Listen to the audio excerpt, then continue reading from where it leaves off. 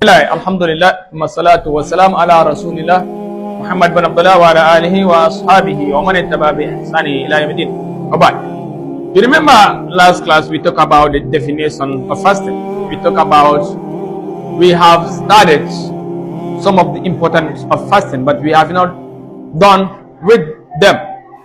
And what is the definition of fasting? Fasting is the abstinence from eating and having sexual intercourse and abstaining from all evil acts. Yes, for the sake of Allah. You said fasting, you abstain yourself. One thing, you have to abstain yourself from eating. You have to abstain yourself totally from eating and from drinking too. And sexual intercourse. You have to abstain yourself from sexual intercourse. And all type of evil action. You know. As far as you are a Muslim, you are fasting, you have to distance yourself. You have to abstain from evil action. All type of evil action. And the fasting will start from down to sunset. From down to sunset, you have to totally distance yourself from eating, drinking, evil action, sexual intercourse, from down to sunset. And it's supposed to be done for the sake of Allah.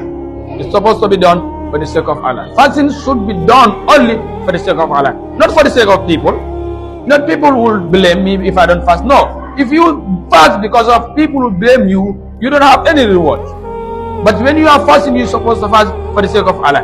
Either people blame you or people praise you, that is not important there. But the most important thing, for Allah to pay you your reward, and you are doing it for the sake of Allah, and you must know that it is a part of Islamic pillars. It's a part of the pillars of Islam. When we come to the definition of the importance of fasting, you remember we talked about fasting. I said it was one of the pillars of Islam that make it very, very, very important and make it very, very difficult for not doing it. The punishment will be increased, the punishment will be higher, the punishment will be severe for someone who did not fast intentionally, because it is a part of the pillars of Islam. And in the pillars of Islam, any one of the pillars of Islam collapse, your Islamic will be collapsed, especially fasting and the prayer. Maybe some other you can have a reason, you don't have money like zakat and so on, and the hajj, but this one you have to fast. You have to fast is one of the pillars of Islam, right? And we said fasting also is a compulsory for every Muslim. We say that it's important. It's compulsory for every Muslim must fast. It's compulsory. Every Muslim must fast. As far as you the condition is not there, you have to fast. And we said also the importance of fasting is a month of the Quran. It's a month of Quran. Allah subhanahu wa ta'ala said that in the Quran. الشهر رمضان الذي أنزل فيه القرآن. Said إنا أنزلناه في ليلة القدر. There are so many verses we talk about that we have confirmed the Quran was revealed to the Prophet Muhammad in the Ramadan. So that make it the specific months of the Quran. This month Muslims are engaging themselves to recite the Quran. Muslims are engaging themselves to listen to the Quran. And I believe every Muslim was able to recite the Quran. Last time I talked about it.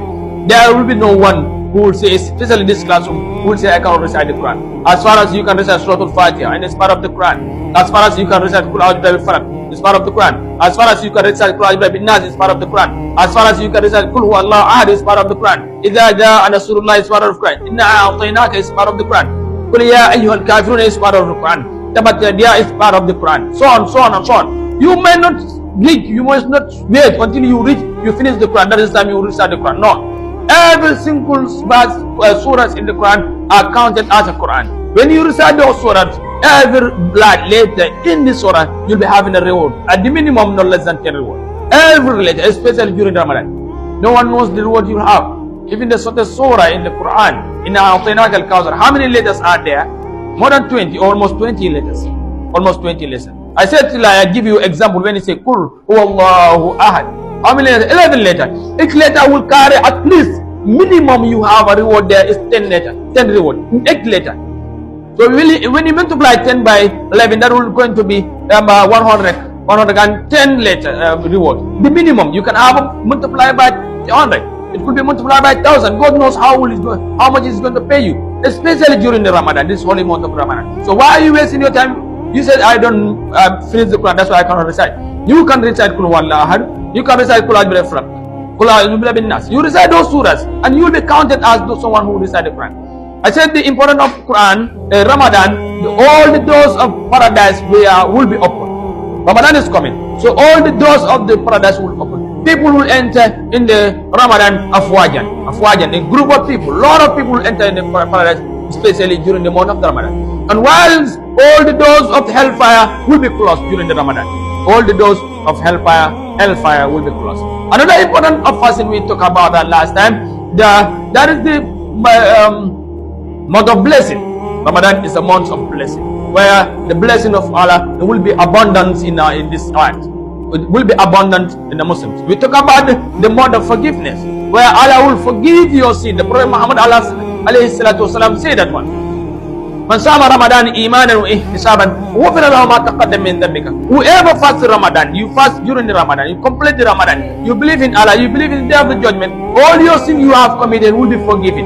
All the sins you committed from the last Ramadan. Can you imagine? From the last Ramadan, you finish this Ramadan coming. All the sins you committed, the minor sin, the minor sin, from the last Ramadan to this Ramadan, all of them will be forgiven. All of them will be erased. Especially someone who distance himself from the major sin. When you distance yourself from the major sin, this minor sin, all of them will be forgiven. If you really believe in God and you believe in the day of the judgment, you believe in Prophet Muhammad, you fast during the Ramadan, your sin will be forgiven. Your sin will be forgiven. It's a most blessing month of the Ramadan. It's the most forgiveness month of Allah subhanahu wa ta'ala, where Allah is ready to forgive his servant, where Allah is happy for his servant, where servants will be love each other, where servants will be reciting the Quran, where that month especially, you will know, people will know this month is the month of Ramadan. We also think about it's a month of charity. Ramadan is a month of charity. That is another important. Give up charity as small as much as you can. You don't wait until you have million, 10,000, you start giving out. $5, you can buy tamari and give $5 as someone. You can buy something which is $10 and you give it to someone. That could be a charity. When your lunch did not finish, you are going home, you see tamari, you buy $10 out of it and give it to the tandarma, right? You call it tandarma, you give it to someone as to break his fasting with it. That will be a lot of grace. That will be a lot of reward for you. That will be a lot of reward for you. So why are you wasting your time? Why are you waiting for your father to give charity for you? Why are you waiting for your uncle to give charity? Why are you waiting for someone to give? Why wouldn't you give charity for yourself? You have money. You have little money you have. $2, $3. Give it to your children, your siblings at home. Buy minty banta and give it to them. That will be a charity for you. Give $1, $2. Minty banta will be enough. Will be a charity for you. But you should not wait until you said people will give charity. They will give it to you. Why you don't want to give charity? You don't want to give charity. We talk about the importance of Ramadan. The devil, the Satan will be locked, will be jailed, will be caned, where it will not be able. Satan will not have any power to distract you, while you will do your worship comfortably, nicely, and no one will be able to distract even unless the human Satan or your Satan yourself. But Satan itself will be locked, will be jailed. So these are some of the importance of fasting. There are a lot of importance of fasting. We may not be able to finish all of them. We may not be able to mention all of them. But Ramadan is a month where Muslims will engage themselves to fast.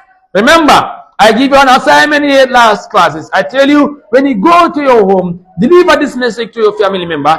Talk to them that whoever did not finish his or her work, whoever did not finish the last year Ramadan was able to finish will finish before Ramadan comes. And almost now we have 1 or 2 days left. If you don't finish, you will be having a sin, a great sin for that matter. Those who did not finish. And I give another warning, whoever fasting and you add extra 2 days after your menstruation, that's considered to be a major sin. Your menstruation stops at the 5 days. Let's say it's finished totally 5 days. You add 2 days there or 3 days there. He said because of you don't take bath, because of your sangulo, what are you do there fast? Lord, this is going to be a major sin. Lord, the bagar bumak, it's going to be a major sin. It's going to be major sin. What we may call it, Mandinkolko Junbeba is going to be a very big junubo for you.